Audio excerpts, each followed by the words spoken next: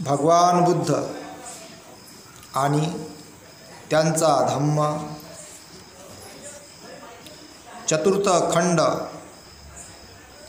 धर्म, रिलिजन आणि धम्म. धर्म आणि धम्म यामधील भाग पहिला, धर्म आणि धम्म, त्यामधील पाठ पहिला. धर्म म्हणजे काय? धर्म, रिलिजन. धर्म म्हणजे काय? धर्म हा एक अनिश्चित शब्द असून, धर्म हा एक अनिश्चित शब्द असून त्याचा एक ठराविक असा अर्थ नाही. धर्माचा ठराविक असा अर्थ नाही आहे का? नेमकं हेच म्हणते बा याला धर्माला? कोणी सांगू शकते काय का धर्म बा हाच त्याचा अर्थ आहे? धर्माचे काही शब्द असे आहे का ते किडसवाणी वाटतात, त्याचे अर्थ जे निघतात. आणि काही शब्द असे आहे का जे एकदम आदर वाटतात. काही शब्द असे आहे का ते हसा येते, त्याची जे आपण हे करतो. काही लोक म्हणजे जुन्या काळामध्ये, आता म्हणत नाही जास्त याला, म्हणायचे मी देह धर्माला जातो. माहीत देह धर्माला? देह धर्माला मी जातो, डबा टमरेल घेऊन.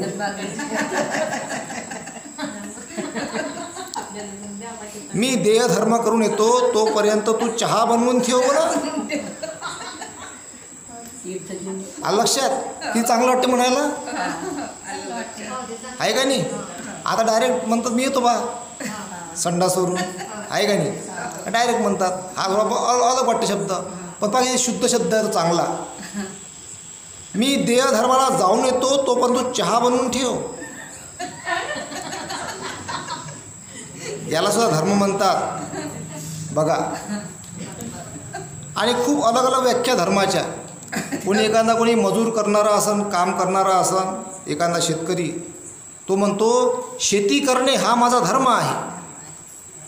शेती करणे हा माझा धर्म आहे. कोणी मग अधिक अलग व्यवसाय करतो, कोणी म्हणते अधिक व्यवसाय अलग करतो. प्रत्येकजण म्हणतात का हा व्यवसाय करणे माझा धर्म आहे. एखादा चोर म्हणतो चोरी करणे हा माझा धर्म आहे. एखादा हिंसक म्हणतो हिंसा करणे हा माझा धर्म आहे. खोटं बोलणे हा माझा धर्म आहे. म्हणजे विविध प्रकारचे धर्म तयार होतात, एका प्रकारचे धर्म तयार होत नाही. आणि म्हणून इथं म्हटलं गेलेलं आहे, धर्म हा एक अनिश्चित शब्द असून त्याचा एक ठराविक असा अर्थ नाही. हा धर्म, या जगामध्ये विविध धर्म आहेत. 1, 2, 3, 4 असे अनेक धर्म आहेत. आता हे एक धर्म झाले. यामधल्या काही आपल्या त्याच्या ग्रंथानुसार त्या परंपरा झाल्या, नियम झाले, हे एक धर्म झाले. तर धर्माची ठराविक व्याख्या नाही आहे. म्हणून जे लोक धर्माच्या नावाखाली वादंग घालतात त्याला काय अर्थ आहे? विचारांची लढाई असली पाहिजे. कुणाची हिंसा होता कामा नये, काही नुकसान होता कामा नये. चर्चा झाली पाहिजे, चर्चा, विचारांची चर्चा. कोणाचे विचार चांगले आणि कोणाचे विचार वाईट हे लोकांना ठरवू द्या. म्हणून या देशामधला जो मीडिया आहे, मीडिया, त्यांनी विचारवंत लोकांना बोलावलं पाहिजे.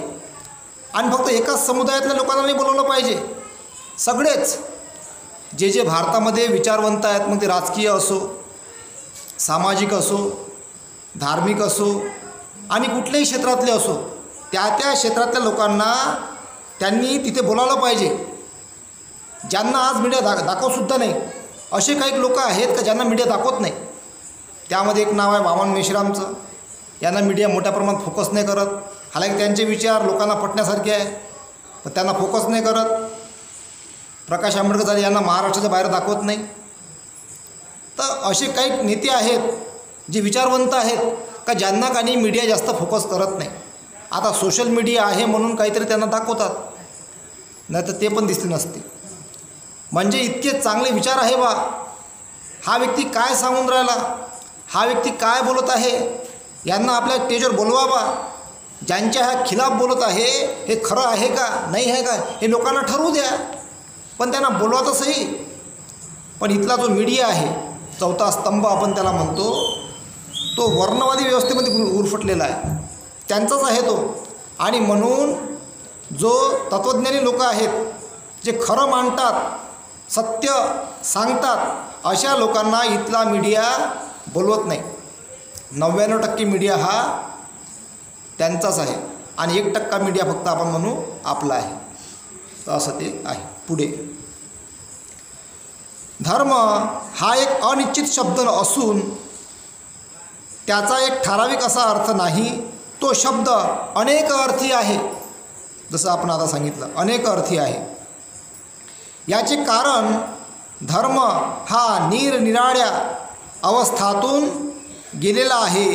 एका अवस्थेतील त्याचा अर्थ मागील किंवा पुढील अवस्थातील अर्थाशी समान नाही, तरी त्या सर्व अवस्थासंबंधी एकच शब्द वापरला जातो. त्याचा अर्थ मागील किंवा पुढील अवस्थातील अर्थाशी समान नाही, तरी त्या सर्व अवस्थासंबंधी एकच शब्द वापरला जातो. धर्माचा आशय कधीही निश्चित असा नव्हता. धर्माचा आशय कधीही निश्चित असा नव्हता. तो वेळोवेळी बदलत गेला आहे. तो वेळोवेळी बदलत गेला आहे. वीज, पाऊस, पूर इत्यादी ज्या घटनाचे कार्यकारण भाव आदिमानवाला स्पष्ट करता येत नसत, तेव्हा त्याच्या निग्रहाच्या नावाने तो जे काही चमत्कारिक प्रयोग करी त्यांना जादू म्हणत. प्रारंभी धर्म आणि जादू ही एक रूपच होती. धर्माच्या विकासाच्या दुसऱ्या अवस्थेत धर्माने विश्वास, धार्मिक कर्मकांड, विधी, प्रार्थना आणि यज्ञ असे स्वरूप धारण केले. धर्माच्या विकासाच्या दुसऱ्या अवस्थेत पहिली अवस्था होती प्रारंभीची, सुरुवातीची, धर्म आणि जादू ही एक रूपच होते. म्हणजे वा जादू केली, धर्म स्वीकारला लोकांना. वा वा काय चमत्कार केलं महाराज तुम्ही, लय चांगलं वाटलं, लोक नतमस्तक व्हायचे. त्यानंतर मग धर्माच्या विकासाच्या दुसऱ्या अवस्थेत धर्माने विश्वास, धार्मिक कर्मकांड, विधी, प्रार्थना आणि यज्ञ असे स्वरूप धारण केले. परंतु ह्या गोष्टी धर्माचा मूळ गाभा नसून त्या धर्मापासून उद्भवलेल्या म्हणजे गौण आहेत. धर्माच्या केंद्रबिंदूला ज्या विश्वासापासून प्रारंभ होतो तो विश्वास असा की अशी एक शक्ती आहे की जिच्यामुळेच सर्व चमत्कार घडून येतात, परंतु जी आदिमानवाच्या ज्ञान सामर्थ्याच्या पलीकडे आहे. ह्या अवस्थेत जादूची महती कमी झाली. ह्या अवस्थेत जादूची महती कमी झाली. प्रारंभी ती अज्ञात व अज्ञेय शक्ती शैतानी समजली जाई, परंतु पुढे असे वाटू लागले की ती कल्याणकारीही आहे. म्हणजे बा पहिले ते शैतानी समजले जायचे, नंतर असं वाटलं लोकांना का हे कल्याणकारी पण आहे बा, काही गोष्टी चांगल्याही असतात बा, असे लोकांना वाटायला लागलं. ती कल्याणकारी शक्ती प्रसन्न करून घ्यावयाला आणि त्या शैतानी शक्तीला संतुष्ट करण्यासाठी विश्वास, कर्मकांड, विधी आणि यज्ञ याची आवश्यकता भासली. त्या शैतानी शक्तीला संतुष्ट करण्यासाठी अगोदर विश्वास करावा लागला, मग त्याला कर्मकांड करावं लागलं, मग त्याला विधी करावी लागली आणि मग त्याला यज्ञ याची आवश्यकता भासली. म्हणजे ते तसे प्रयोग सुरू झाले. मग यानंतर ह्या शक्तीला ईश्वर अथवा निर्माता अशी संज्ञा देण्यात आली. कसं सुरू झालं मग नंतर पहिले शक्ती, चमत्कार आणि मग त्या शक्तीला काय नाव देण्यात आलं, ईश्वर आणि निर्माता अशी संज्ञा देण्यात आली. यानंतर धर्माच्या तिसऱ्या अवस्थेत देवानेच हे सर्व जग आणि माणसे निर्माण केली अशी समजूत रूढ झाली. अशी समजूत रूढ झाली बा का हे बा देवानेच हे जग आणि माणसं निर्माण केले. आता एवढं काही दिले का थोडीशी बुद्धी काय विचार करण कोणतरी बा ह्या माणसानं आम्हाला पाठवलं असं म्हणून आम्ही इथं आलो आणि हे जग बनवलं बा आम्हाला तर सोडून दिलं. आता पाच बसा तुमचं काय आहे तर असं लोकाले त्यावेळेस वाटत असं मला पुजत राहा बा आता का देवाला पुजत राहा बा त्याला प्रार्थना करत राहा का मला सुखी कर मी दुःखी आहो. तर मग हे लोकांना अशी आपापल्या मतानं अशी समजूत करून घेतली. देवानेच हे सर्व जग आणि माणसे निर्माण केली अशी समजूत रूढ झाली. रूढ म्हणजे घट्ट पकड जी अजूनही डोक्यातून निघत नाही. त्याले म्हणते खांडूक, त्याले म्हणते कॅन्सर. एखादा जर निघत नसन आणि ज्यापासून माणसाचं अहित होते नुकसान होते त्याले म्हणतात कॅन्सर. ते अदृश्य आहे, ते गाठच निघत नाही. त्याचं ऑपरेशन करायला कोशिश केली त्याला सम्यक समजतच पाहिजे, दुसऱ्या होतच नाही ते ऑपरेशन. ते लय भयंकर आहे, त्याला लय प्रयत्न करावे लागते. बाबासाहेबांनी प्रयत्न केले पण एकच आला समुदाय त्याच्यामध्ये गिऱ्यामध्ये, तोही त्याच्या समुदायाचा होता म्हणून दुसरे आलेच नाही. दुसऱ्याला मग नंतर कळलं, झटके आले राऊराऊ. मग त्यामध्ये OBC आहे, इतर SC आहे थोड्याफार प्रमाणात, अजूनही बाहेरच्या राज्यातले SC लोक येऊ राहिले आता हळूहळू. आता राऊराऊ त्याला जाग येऊ राहिली. म्हणजे बा करंट कसा पास होते, करंट म्हणजे लाईन नंतर लेट पोचते, लेट करंट म्हणजे त्याला आहे का नाही. एखाद्या आपण गोष्ट सांगतो नाही का, बाबू जा 10 रुपये साखर घेऊन ये, दूध घेऊन एक पॅकेट दुधाचं. हां, तो विचार करते काय म्हटलं, लेट करंट आहे का नाही. पण नंतर जाते तो थोड्या वेळानं. तसं का एवढाच महान धम्म काही जणांना काही उशिरा कळला आणि तसं होऊन राहिलं. म्हणून आपलं प्रयत्न करणं काम आहे. या अवस्थेनंतर माणसाला आत्मा आहे, तो अमर आहे आणि माणसाच्या इहलोकीच्या कर्माबद्दल त्याला देवासमोर जाब द्यावा लागणार आहे अशी समजूत रूढ झाली. यानंतर अवस्थेमध्ये माणसाला असं वाटलं का आत्मा आहे बा, तो अमर आहे आणि माणसाच्या इहलोकीच्या कर्माबद्दल त्याला देवासमोर जाब द्यावा लागणार आहे. म्हणजे तुनं काय काय कर्म केला हे सांगा लागते म्हणजे देवाले. अशी समजूत निर्माण झाली, अशी रूढ झाली ती समजूत का बा तू इथं काय केला धरतीवर, पाप केला की पुण्य केला, काय केला. आता काही जण म्हणतात द्या खाऊन पिऊन मरणं, सगळं खा लागते देवाला द्या म्हणजे हिशोब, दारू पेला किती, खर्रा किती खाल्ला, पोळ्या किती खाल्ल्या, काय काय केलं बा सगळं सांगा लागते म्हणजे देवाले. हां, कुशल कर्म किती केले सगळं सांगा लागते म्हणते. अशी समजूत झाली लोकांमध्ये रूढ. इहलोकीच्या कर्माबद्दल त्याला देवासमोर जाब द्यावा लागणार आहे अशी समजूत रूढ झाली. धर्म विचाराचा विकास थोडक्यात वरीलप्रमाणे सांगता येईल. देवावर श्रद्धा, आत्म्याच्या अस्तित्वासंबंधी विश्वास, ईश्वर पूजा, चुकणाऱ्या आत्म्याची सुधारणा, प्रार्थना विधी व यज्ञयाग इत्यादींनी देवाला प्रसन्न करणे म्हणजे धर्म आणि हे सर्व आशय धर्म या शब्दाने व्यक्त होतात. सर्व हे धर्मामध्ये मोडतात.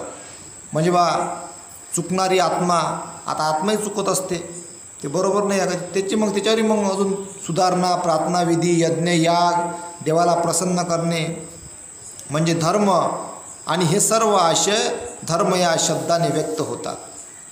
म्हणून धर्माचा काही एक अर्थच लागत नाही, विविध स्वरूप त्याचे अर्थ लागतात. बघा, एक धर्माची व्याख्या इतिहास काळामध्ये काय होती. ब्राह्मण, क्षत्रिय, वैश्य, शूद्र. तेव्हा संविधान नव्हतं.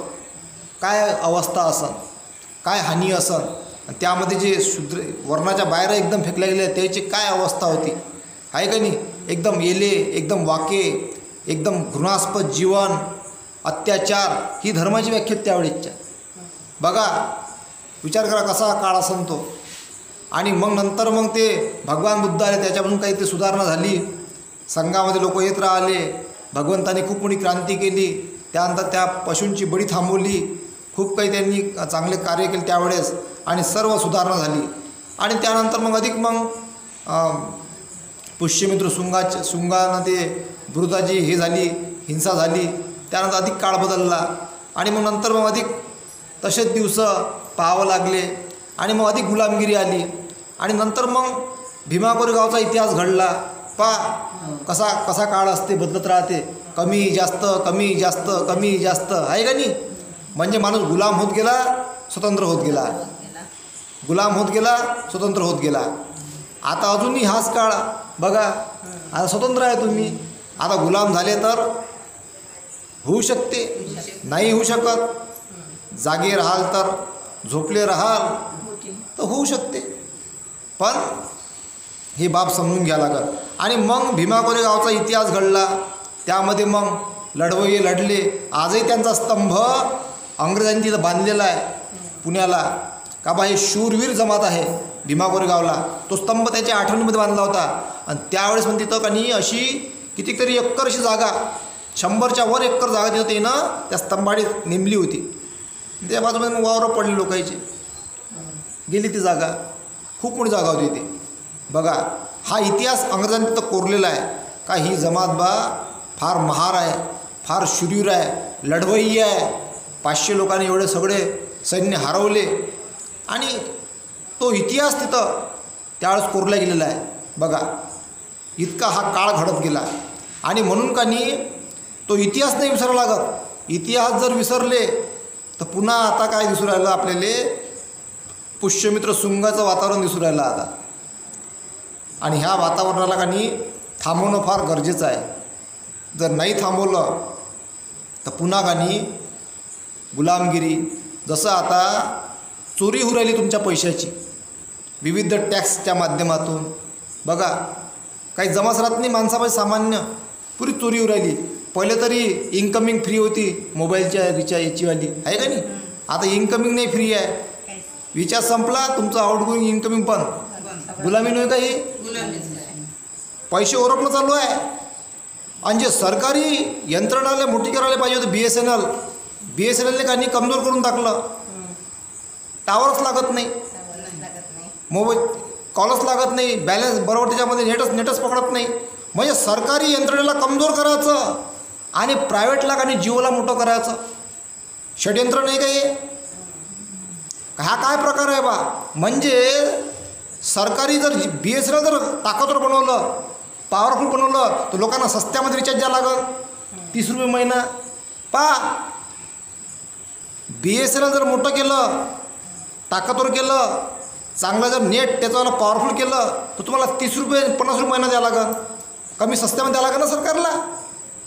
आणि त्यामध्ये कर्मचारी लावावं लागेल नोकरीवर, त्याला 1 लाख पगार राहील. तुमचे मुलं, तुमच्या मुली, OBC, ST, ST आणि इतर लोकांना नोकरीवर घ्यावं लागल, कर्मचारी वाढतील, त्यांना 1 लाख पगार द्यावं लागन, चपराशी लागन, तिथं सिक्युरिटी लागन, त्यांना 60,000 70,000 पगार द्यावं लागन, 30,000 40,000 पगार द्यावं लागन. आणि मग याला कमजोर करायचं आणि इकडं प्रायव्हेट मोठं करायचं. पहा कसं हे आहे. मग हे का होत आहे बा? याच्यावर विचार झाला पाहिजे. काय हे षडयंत्र आहे? म्हणून याला म्हणतात चोरी. या माध्यमातून आपल्या खिशातून पैसा काढणे, रिचार्ज मारा, पैसा देत राहा. आणि विविध टॅक्सच्या माध्यमातून आता सामान्य माणसाला काही जोडता नाही येऊ राहिलं, तो अधिक कमजोर होत आहे, अधिक कमजोर होत आहे. आणि या सगळ्या बाबी खाजगीकरणाकडे जाणाऱ्या ह्या माणसाला कमजोर करणाऱ्या आहे. मग याला धर्म म्हणायचा का? याला धर्म म्हणायचा का आता? म्हणजे सामान्य माणूस गरीब होऊ राहिला बा या देशामध्ये. हां, या देशामध्ये सामान्य माणूस गरीब होऊ राहिला, तर हे काय आहे? म्हणून भारतामध्ये आणि जेव्हा संविधान तयार झालं त्या देशामध्ये इथल्या नागरिकांना खरंच जर या देशाची प्रगती करून घ्यायची असेल येणाऱ्या पिढीला, तर बाहेर जेव्हा तुम्हाला कोणी विचारतात का तुझा धर्म कोणता आहे, I am first Indian, I am last Indian, मी प्रथम भारतीय आहे आणि अंततही भारतीय आहे, हेच सांगितलं पाहिजे. तेव्हाच देशाप्रती आपलं एकनिष्ठता एकजूट तयार होईल. बाबासाहेबांनी संविधानात तेच लिहिलेलं आहे, इंडिया दॅट इज भारत. प्रथम भारतीय आणि मी अंततःही भारतीय असा शब्द कोरलेला आहे त्याच्यामध्ये संविधानामध्ये. आणि तेच आपण आयडेंटिटी फ्लॅश केली पाहिजे. धर्म जात हे आपला पर्सनल मॅटर आहे, ते आपल्या घरी आपलं वैयक्तिक आहे ते. पण जेव्हा आपण देशाच्या हिशोबानं विचार करतो, फिरतो, कुठं जातो बाहेर, विचारतो ना का कोणत्या याचे आहे तुम्ही, ते सांगू नये. त्यांना मग अधिक मग गट्टट हे ते विचार फालतू विचार आहेत ते. तिथं हेच सांगता पाहिजे मी भारतीय आहे, मी प्रथम भारतीय आणि अंततः भारतीय. झालं. हा शब्द वापरला गेला पाहिजे, तरच या देशामध्ये काही एक देशाचं संविधानाचं प्रेमाचं वातावरण सुरू होईल. आणि हे वापरलं पाहिजे आपण. यानंतर धम्म आणि धर्मापासून रिलिजन वेगळा कसा. भगवान बुद्ध ज्याला धम्म म्हणून संबोधितो तो धर्मापासून मूलतः भिन्न आहे. भगवान बुद्ध ज्याला धम्म म्हणून संबोधितो तो धर्मापासून मूलतः भिन्न आहे. भगवान बुद्ध ज्याला धम्म म्हणतो तो युरोपियन धर्मवेते ज्याला रिलिजन म्हणून संबोधितात त्याच्याशी काही अंशी समान आहे. परंतु या दोहोंमध्ये विशेष अशी समानता नाही, त्या दोहोंमधील भेदही थोर आहेत. याच कारणास्तव युरोपियन धर्मवेते बुद्धाच्या धर्माला रिलिजन म्हणून मानायला तयार नाहीत. या गोष्टीबद्दल विषाद वाटण्याचे कारण नाही. धम्माला रिलिजन म्हणून मानण्यात तोटा त्यांचाच आहे. त्यामुळे त्यांच्या रिलिजनमधील वैगुण्य स्पष्ट होते. या वादात पडण्यापेक्षा धम्माची कल्पना देऊन तो रिलिजनपासून वेगळा कसा आहे हे दाखविणे अधिक श्रेयस्कर ठरेल. असे म्हणतात की रिलिजन हा वैयक्तिक असून ज्याने त्याने तो स्वतःपुरताच मर्यादित ठेवावा. सांगितलं आताच, धर्म आणि जात हे आपला वैयक्तिक भाग आहे. तो आपण देशामध्ये राहतो ना, प्रथम भारतीय अंततः भारतीय म्हणून जगलं पाहिजे. सार्वजनिक जीवनात त्यास अवसर देऊ नये. याच्या उलट धम्म हा सामाजिक आहे. धम्माला बंधन नाही आहे, तो सामाजिक आहे, नैसर्गिक आहे तो. याच्या उलट धम्म हा सामाजिक आहे, मूलतः व तत्वतः तो सामाजिक आहे. धम्म म्हणजे सदाचरण, म्हणजेच जीवनाच्या सर्व क्षेत्रात माणसातील व्यवहार उचित असणे. म्हणजे प्रत्येकाला पाणी पाजणे, त्याचा कुठलंही हे न बघता, तर तो झाला धम्म. आणि माणूस पाहून पाणी पाजणे तो झाला धर्म. हाँ, तू अछूत है, तू पानी नहीं पी सकता. हाँ, तू हमारी इसका है, तू पानी पी. तू नाही, तू घाणेरडा आहे, तू पण नको पिऊ, तुला नाही पाजत. तर हे जो असमानता दिसते हा धर्म झाला. आणि धम्म सगळ्यांना समान, सबको पाणी पिलाव, सगळ्यांना पाणी पाजा. तर बाबासाहेबांनी त्यावेळी काही डॅम तयार केले, सगळ्यांना पाणी पाजलं बाबासाहेबांनी, भेदभाव नाही केला, सब पाणी पियो. मंत्री राहिले ते तेव्हा बाबासाहेब, त्यांनी मोठे मोठे डॅम बांधले बाबासाहेबांनी, सगळ्यांना पाणी पाजलं. आजही बरेच लोक आपले पाणी लावतात, असं लिहित नाही इथं का हे लोक पाणी नाही पिऊ शकत, सब पाणी पियो. आणि आपल्यावरून उदाहरण त्यांनी घेतलं. आता मग कायद्याचा धाक आहे ना, आता संविधानाचा धाक आहे, म्हणून सुधारणा झालेल्या आहेत. आणि या सुधारणा बदलू शकतात, म्हणून जागृत राहणं फार आवश्यक आहे. धम्म म्हणजे सदाचरण, म्हणजेच जीवनाच्या सर्व क्षेत्रात माणसातील व्यवहार उचित असणे.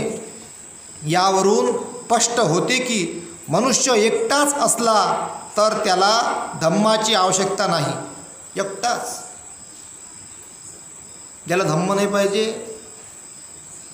एकटाच मस्त पैशावाला असून श्रीमंत 100 एकर वावर घेऊन टाका, एक घर तिथं एकटाच राहा. तिथं चारीकडून कंपाऊंड, 2 वाघं पालावते ना, वाघं सोडून द्या, कोणी येऊ नका रे बा, एकटाच राहतो मी. 100 एकरामध्ये एकटाच राहते ना, आहे का नाही. तो रायन महिनाभर कसं जीवन आहे म्हणून ही तराशी ते एकटं राहण्यामध्ये. चल बा बाहेर निघ इथून, ते बागा सोडून दे जंगलात, काही कामाचं नाही असं एकटं राहणे मोठं हे आहे ना, संकटच आहे ना ते. पण सम्यक समुद्र राहू शकले असते, पण ते नाही राहिले, त्यांना जगाचा उद्धार करायचा होता. यावरून स्पष्ट होते की मनुष्य एकटाच असला तर त्याला धम्माची आवश्यकता नाही. परंतु ज्यावेळी 2 माणसे कोणत्याही संबंधाने एकत्र येतात तेव्हा त्यांना आवडो अगर न आवडो धम्म हा पाहिजेच. आवडो न आवडो धम्म पाहिजेच, नाही तर मग भांडणं होते, धम्म नसन तर हिंसा होते. म्हणून धम्म फार आवश्यक आहे. 2 माणसं जेव्हा एकत्र येतात तेव्हा धम्माची आवश्यकता भासते. तेव्हा त्यांना आवडो अगर न आवडो धम्म पाहिजेच, त्यापासून सुटका व्हावयाची नाही. दुसऱ्या शब्दात सांगायचे म्हणजे समाज धम्माशिवाय असूच शकत नाही. समाज धम्माशिवाय असूच शकत नाही. समाजाला खालीलपैकी कोणता तरी एक पर्याय पसंत करावा लागतोच. समाजाला खालीलपैकी कोणता तरी एक पर्याय पसंत करावा लागतोच. समाज वाटेल तर शासनाचे साधन म्हणून धम्माची निवड करणार नाही.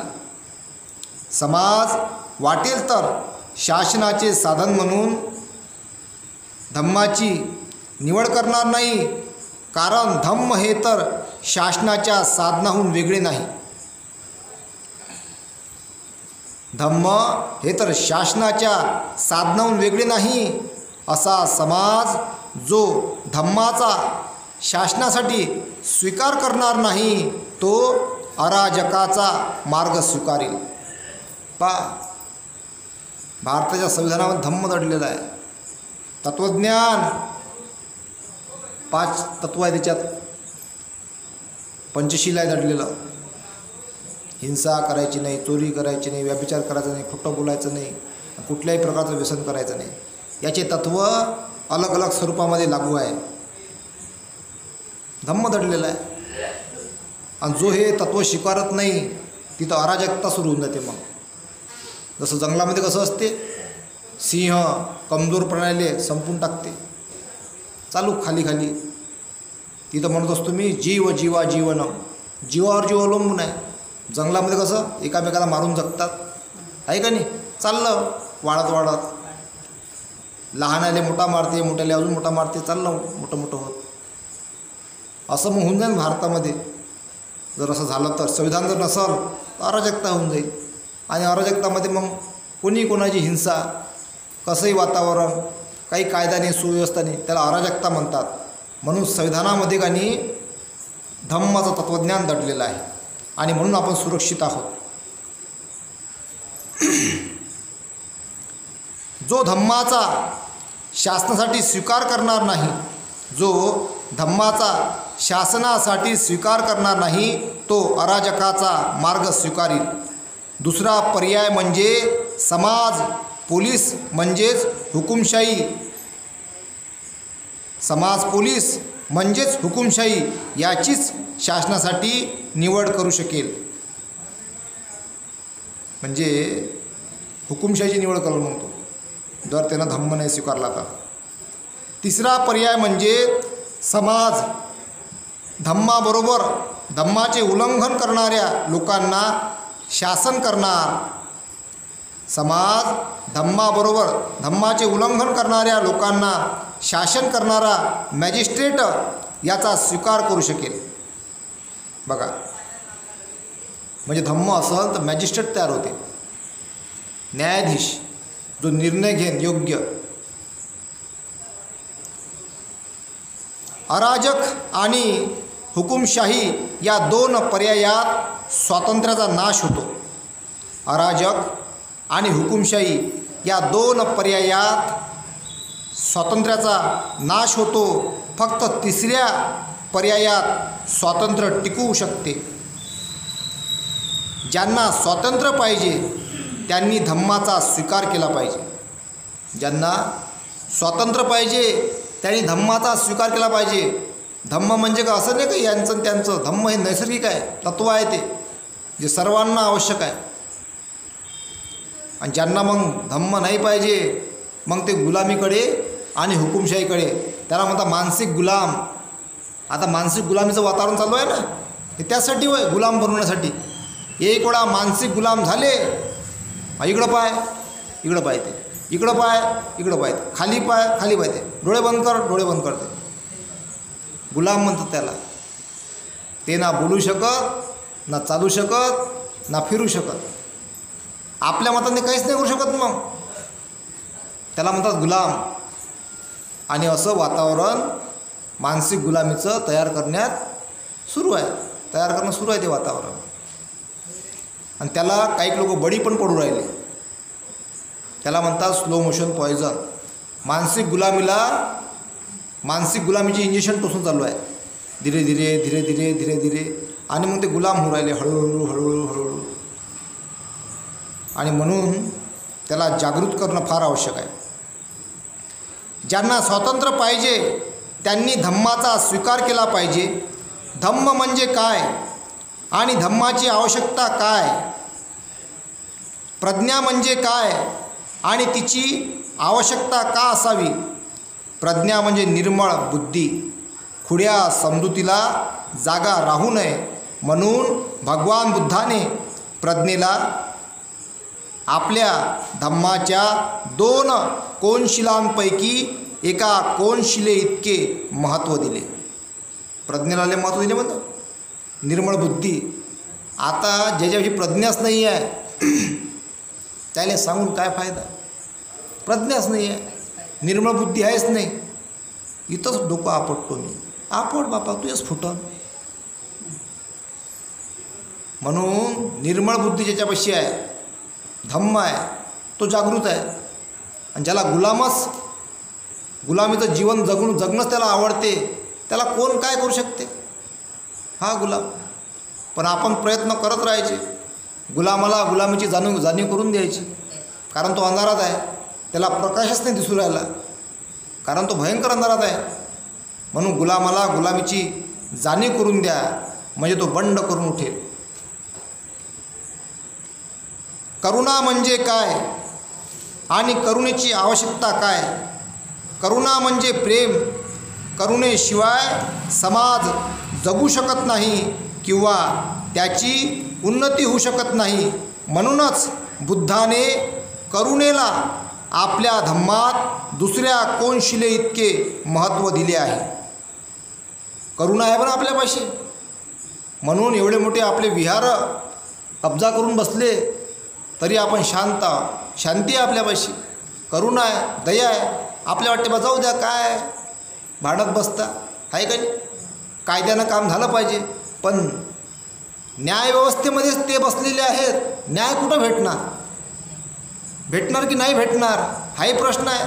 कसा भेटणार, कारण व्यवस्थेमध्ये ते बसलेले आहेत ना. आणि म्हणून आपल्यापाशी करुणाही आहे, शांती बी आहे. म्हणून आपण संयम ठेवून, आपण संयमी आहे आपल्यापाशी. बघा, इतक्या वर्षापासून आपण संयम ठेवणं, आपल्या विहारांच्या भरोशावर असंख्य करोडो अरबो रुपये कमवणं चालू आहे, घरं भरणं चालू आहे. म्हणजे चोर घरात शिरले, आपण तरी शांत करुणामय, आपण संयम ठेवणं. न्यायाची आपण भीक मागू राहिलो का आम्हाला न्याय द्या बा. किती सहन करू राहिलो आपण.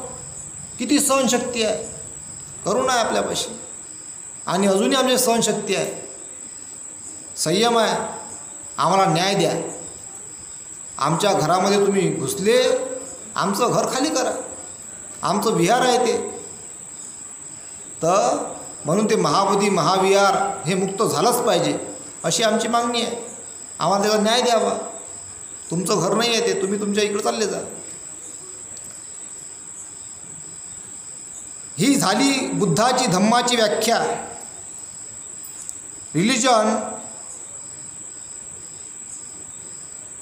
रिलिजनच्या व्याख्येपेक्षा धम्माची व्याख्या किती वेगळी आहे. रिलिजनच्या व्याख्यापेक्षा धम्माची व्याख्या किती वेगळी आहे. बुद्धाच्या धम्माची व्याख्या अगदी प्राचीन असली तरी ती आधुनिक युगाला जुळणारी वाटावी अशी आहे. ती जितकी पुरातन तितकीच अभिनव आहे. ती कुणापासून उसनी घेतलेली नाही आणि ती किती सत्य आहे. प्रज्ञा आणि करुणेने अपूर्व मिश्रण म्हणजेच भगवान बुद्धाचा धम्म. रिलिजन आणि धम्म यामध्ये महदंतर आहे. म्हणजे धर्मामध्ये आणि धम्मामध्ये काही अंतर आहे. धर्माची व्याख्या वेगवेगळी तयार होते, पण धम्माची व्याख्या काही तत्त्वज्ञान तयार होते. त्याची प्रत्येकाला गरज आहे. जसं आता इथं 2 ग्लास ठेवलेले आहे. एका गिलासामध्ये दारू आहे, एका गिलासामध्ये पाणी आहे. आता नशा काय नाही येते? पाण्यानं नशा येते काय? पाण्यानं तहान भागते. आता दारूने तहान भागते, पण यानं काय येते? नशा येते, अंगात येते ना ते.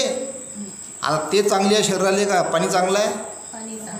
पाणी धम्म आहे, हा धर्म आहे, हा अंगात येते, असं आहे ते. आणि म्हणून पाण्यासारखा धम्म आहे हा, पवित्र, शुद्ध, निर्मळ. त्यामध्ये कोणीही ते सगळ्याला पोषक आहे. सगळे त्याला प्राशन करू शकतात, पिऊ शकतात. पण दारू सगळेच नाही पिऊ शकत.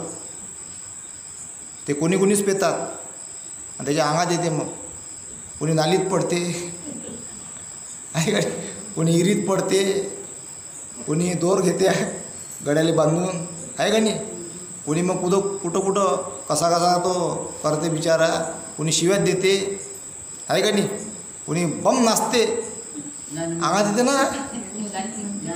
तो होय धर्म, अंगात येतो तो कधी. आणि मग तो बेताल होऊन जाते. आणि म्हणून पाणी पिलं पाहिजे नेहमी धम्माचं पाणी सगळ्यात उत्तम आहे. ते अंगात नाही आहे, ते डोके दुरुस्त करते. आणि म्हणून आपण सर्वांनी धम्माकडे वाटचाल करावी. धम्माचा प्रचार प्रसार करावा. तोच या देशासाठी उत्तम मंगल आहे. इथेच थांबतो. साधू साधू साधू.